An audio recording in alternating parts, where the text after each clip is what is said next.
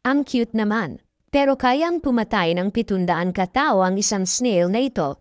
Sa unang sulyap, tila hindi nakakatakot ang mga cone snails.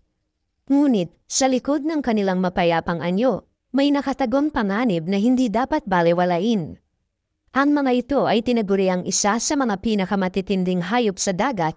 Alamin natin kung paano ang mga cone snails ay maaaring maging mapanganib sa mga tao. Ang mga cone snails ay mayroong espesyal na armas na tinatawag na proboscis.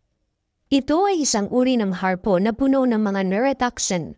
Ang kanilang proboscis ay mayroong komplikadong halo ng mga kemikal na nagiging sanhi ng mabilis na pagkakalason sa kanilang biktima. Isa sa mga kamangha-mangha sa mga cone snails ay ang kanilang paraan ng panghuhuli. May ilan sa kanila na nagtatago sa ilalim ng buhangin at naghihintay lamang ng kanilang biktima. Kapag dumaraan ito, bigla nilang sinasaksak ng kanilang harpo ng biktima. Ang mga lason ay agad na nagpaparalisa sa biktima na nagbibigay daan sa cone snail na hilahin ito pabalik sa kanilang katawan at kainin ito ng buo. Ang mga cone snails ay may higit sa 100 iba't ibang uri ng lason na nagbibigay sa kanila ng katakot-takot na kakayahan na maging matalim na manunayin sa ilalim ng karagatan.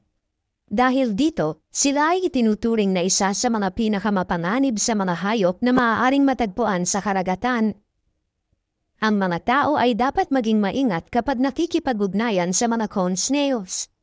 Kahit na ang mga ito ay mukhang hindi nakakatakot, ang kanilang lason ay maaaring magdulot ng mabigat na pinsala sa kalusugan ng tao at maaaring ikamatay pa ito.